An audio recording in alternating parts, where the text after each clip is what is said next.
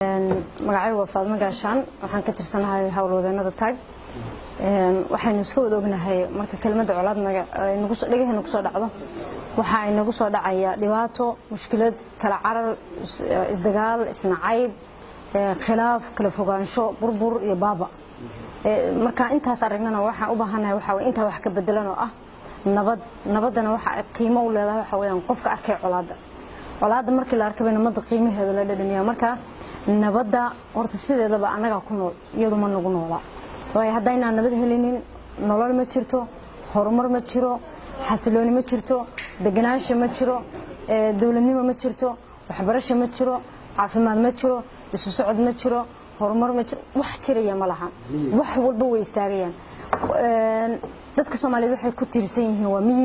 miyigu ma shaqeynayo waxay imanaysaa inay shaki yimaado waxay imanaysaa inay soo safri waayaan waxay imanaysaa meel u soo aadaan oo ay nolol u soo aadaan ma helayaan innagana waxay naga go'ayeen wax walba oo asaasi ah uga baahano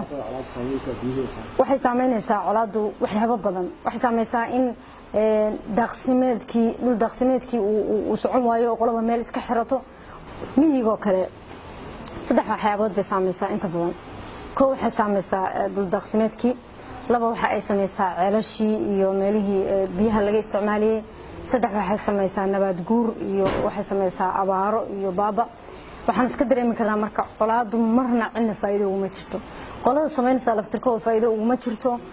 waana maskax gaaban qof isku dayay inuu bulsho barakiciyo inuu bulsho dhibaateeyo inuu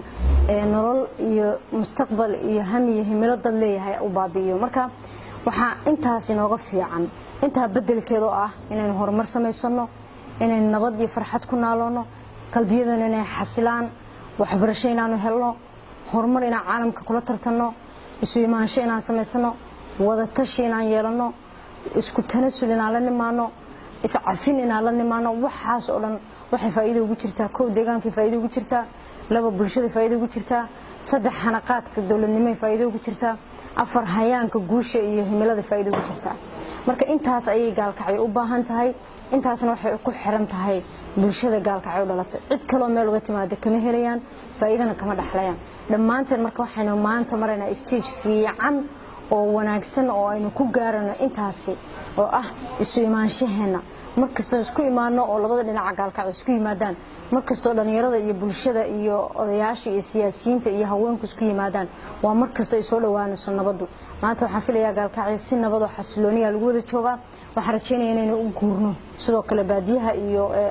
maxaa la yiraahdaa miyiga si tan uga dhaqan gasho haddii taas guusheeda timaado waxa hubaala Soomaaliya dhan way guuleysatay gaalkacyana way guuleysatay guushii ugu muhiimsanayd oo caalamku ay arki lahaayeen waxay ka dhalanaysaa gaalkacyo insha Allah waxaan rajaynayaa inaynu noqono dad midaysan dad Ilaahay ka cabsada dad isu soo dhawaada iscafiya isu tanasula isu xamila wax walba dhacay iscafiyana